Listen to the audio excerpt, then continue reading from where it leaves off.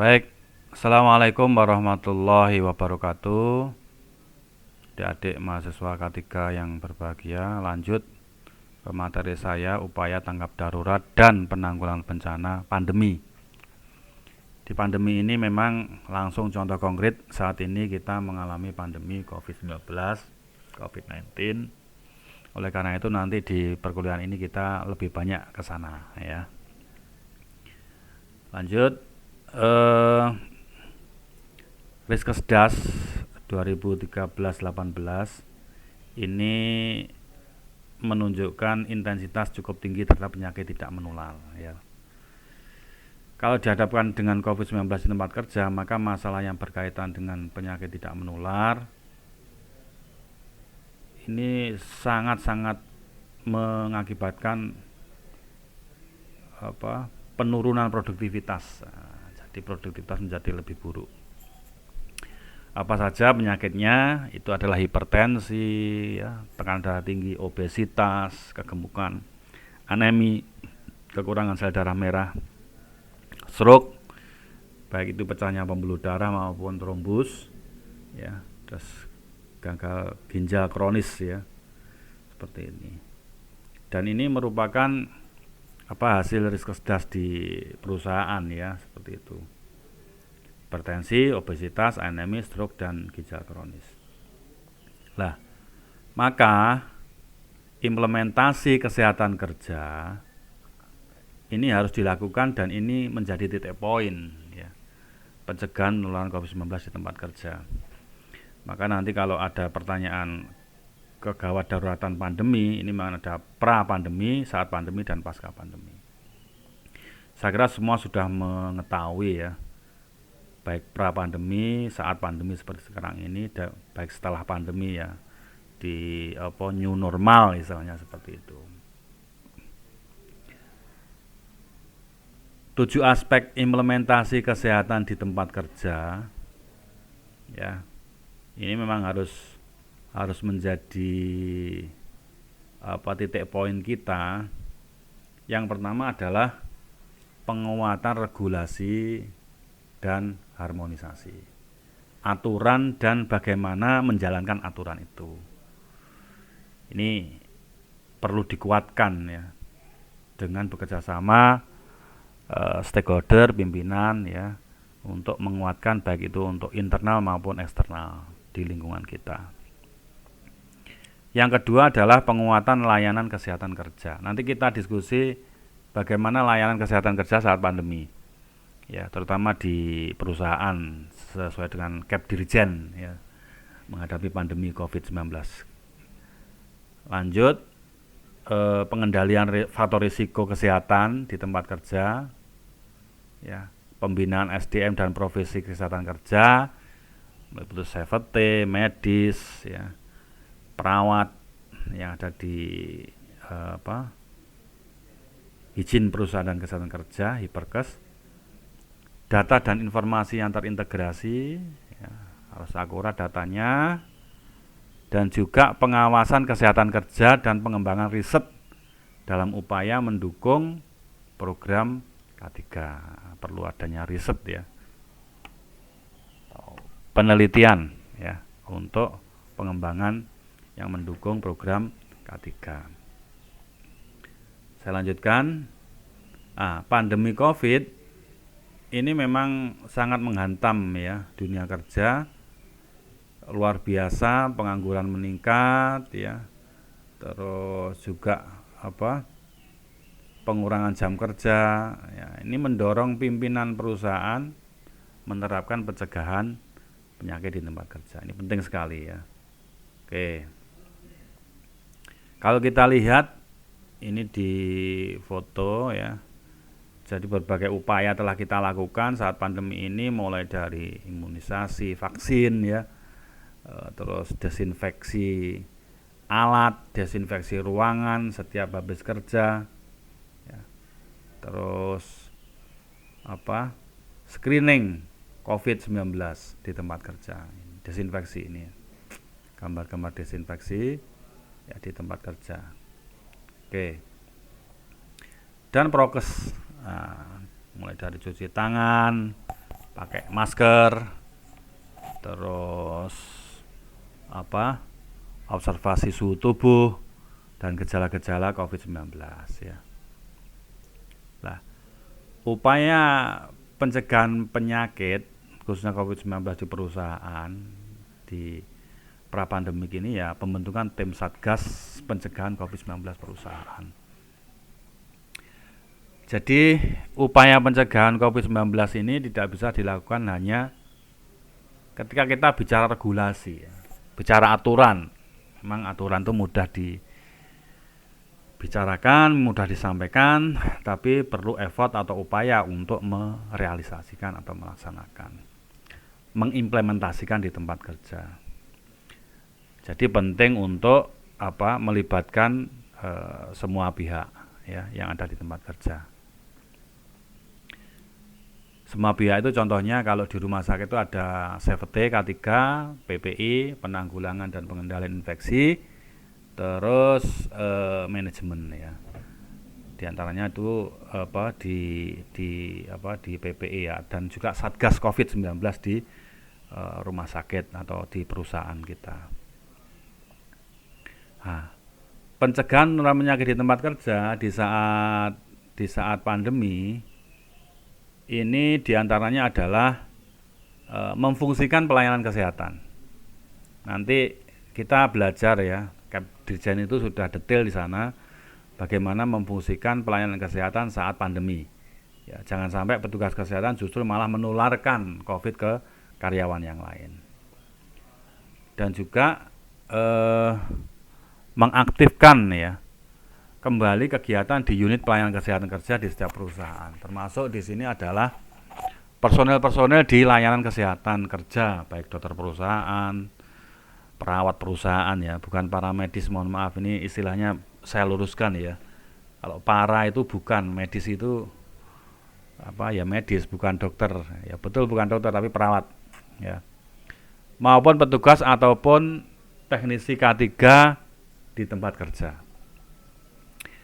Jadi dokter, perawat, safety ini bekerja sama untuk pencegahan penularan penyakit di tempat kerja atau pandemi. Ya.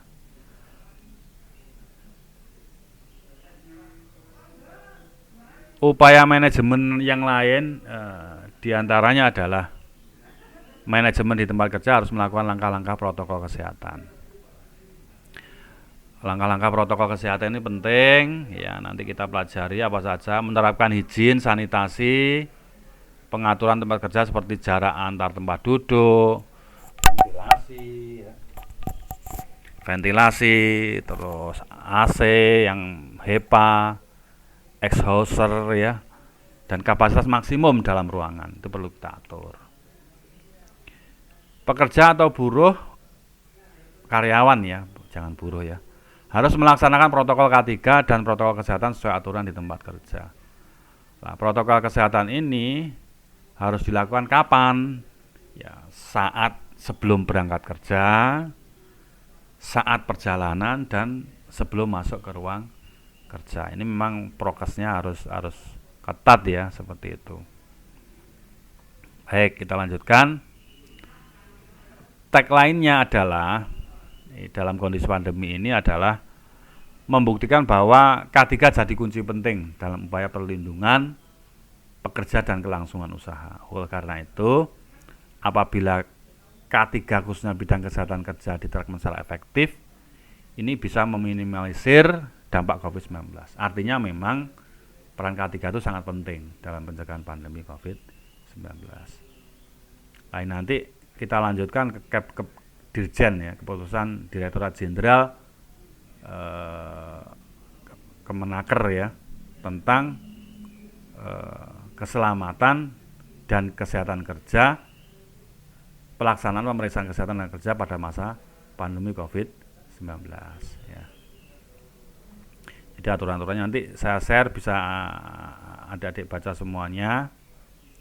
Jadi dengan adanya pandemi, maka ini saya tagline bawah garis merah ini ya, perusahaan itu atau pengusaha ini harus mampu beradaptasi dengan kebiasaan baru, tetap produktif dengan aman dan sehat. Dengan apa? Dengan penerapan protokol ya, K3, kembali bekerja dalam pencegahan penularan COVID-19. Mulai dari rumah, perjalanan, dari tempat kerja, ketika memasuki tempat kerja, dan selama di ruang kerja, dan saat kembali ke rumah. Ya. Dari rumah, perjalanan, ke tempat kerja, masuk tempat kerja, selama di ruang kerja, dan kembali ke rumah. Ini perlu ditata ya. Ditata bagaimana supaya tetap mematuhi prokes yang ada. Kita lanjutkan. Ruang lingkup dalam pedoman K3 ini ya, saat pandemi ini adalah yang pertama, protokol K3 pencegahan pengendalian COVID-19 pada pelaksanaan pemeriksaan kesehatan tenaga kerja. Ini yang penting. Yang kedua adalah protokol K3 pembersihan dan desinfeksi sarana prasarana. Desinfeksi itu artinya menyemprotkan bahan desinfektan untuk membunuh kuman ya. Dan yang ketiga adalah pelaporan. Jadi pencegahan pengendalian COVID, pembersihan dan desinfeksi sarana prasarana dan pelaporan ya. Ini nah, kita lanjutkan di protokol ini ya. Di protokol ini saya cari yang utama-utama saja. Jadi di dalam pemeriksaan kesehatan tenaga kerja di masa pandemi ini harus kesiapan SDM. Ya, SDM ini harus siap ya. SDM ini diantaranya dokter, perawat hiperkes, tenaga kesehatan lain, dan petugas administrasi. Sarana prasarananya APD, audiometri, alat ukur, badan timbangan, tensimeter, stetoskop ya. Tuh. Kita lanjutkan. Nah, termasuk di sini adalah ruang tunggu, sarana prasarana ruang tunggu ya. Ini kalau kita lihat ada ruang tunggu, ruang pendaftaran, ruang periksa, ruang ganti pakaian APD, laboratorium klinik, ruang radiologi, ruang elektromedis. Nah, ini perlu disiapkan ya. Seperti itu. Pelaksanaan pemeriksaan tenaga kesehatan ini pendaftaran kalau bisa online. Nah, tetap prokes dalam pemeriksaan tenaga kesehatan ini. Mengukur suhu tubuh apabila lebih dari 37,3, maka tenaga kerja tidak diizinkan melanjutkan pemeriksaan kesehatan tenaga kerja. Mencuci tangan dengan sabun dan air mengalir 20 detik. Mengeringkannya dengan tisu. Ya. Menggunakan masker sesuai standar kesehatan, menjaga jarak aman, antrian pemeriksaan minimal 1 meter, membatasi percakapan selama di ruang tunggu, ya, membawa alat tulis sendiri dan tidak saling meminjam alat tulis, ya. Jadi ini screeningnya kalau bisa memang menerapkan prokes ya. Nah, kita lanjutkan. Saat pemeriksaan, ya sini memahami protokol pemakaian pelepasan APD, menjaga jarak aman, menjaga percakapan, membatasinya, pembersihan ya setelah pemeriksaan. Dan screening COVID ini penting. Pemeriksaan COVID itu mengetahui status COVID, melakukan pelacakan, melakukan screening COVID-19. Ya. Nanti detailnya di panduan teknis, contoh di panduan teknis di pandemi di rumah sakit ya, K3 rumah sakit. Ini protokol keselamatan kesehatan kerjanya, pembersihan dan desinfeksi sarana prasarana, contohnya dibersihkan dilakukan desinfeksi minimal 4 jam sekali dengan desinfeksi pemutih encer 1 bagian cairan pemutih dengan 99 bagian air, dan kalau perlu dapat menggunakan etanol ya. Ini contoh desinfeksinya yang bisa dipakai ya. Ada larutan pemutih hipoklorit ya, yang biasa dipakai di kolam renang itu ya, kaporit itu ya. Klorin itu contohnya apa ini? Baiklin itu ya. Karbol, lisol, desinfektan, peroksida. Nah, ini macam-macam desinfektannya yang bisa dipakai.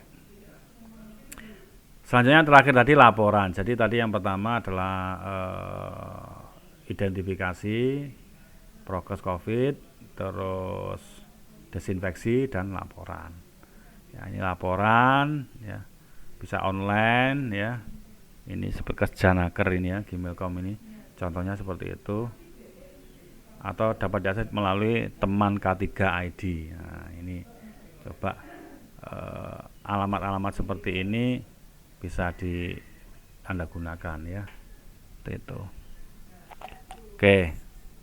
Ini contoh panduan teknis pandemi di rumah sakit. Ya. Panduan teknis pandemi di rumah sakit. Nanti filenya bisa di copy ya. Jadi di rumah sakit ini ada manajemen risiko sesuai dengan ISO 31000 2018 ya. Nah, ini asesmen risiko K3. Nah, asesmen risiko K3 ini. Nah, nanti asesmen risiko di rumah sakit gimana contohnya? Ini contohnya asesmen risiko personil terhadap COVID-19 di rumah sakit. Contoh ini ya, saat pendaftaran, saat anamnesis, pemeriksaan dan seterusnya. Ini memang perlu ya tanggal asesmen, terus ruangan dibuat oleh perusahaan bisa seperti ini. Saat pendaftaran kontak langsung, potensi penyebarannya kontak langsung droplet. Kalau anamnesis airborne droplet ya. Pengendalian physical distancing, APD masker, bedah, baju scrub OK, kamar operasi. Rencana pengendalian tambahan, pemasangan barrier, SOP pendaftaran pasien, APD masker N95, goggle, face shield, surgical glove. Ya, ini contoh ya, contoh asesmen risiko sekalian dengan pengendalian. Baik pengendalian saat ini maupun pengendalian yang akan datang. Dan penanggung jawabnya siapa?